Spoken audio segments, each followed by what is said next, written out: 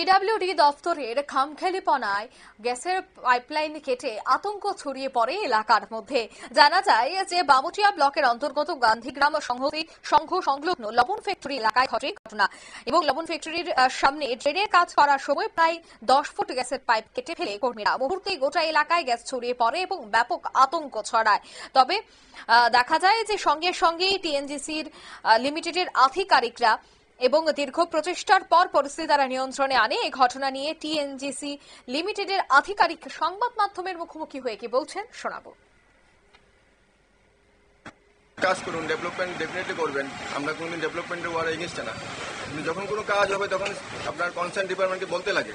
Concern department যদি জানতো জিনিসটা, তাহলে আজকে এই ইনসিডেন্টও হতো না। এই ইনসিডেন্টের ফলে আপনার পেরিফেরি এরিয়াতে নেওয়া রোবট ধরুন, আমাদের সঙ্গে একটা ট্রান্সফর্মার আছে যেখানে আমাদের ড্যামেজ হয়েছে, সেখান থেকে একটা ফায়ার ইনসিডেন্ট হতে পারতো।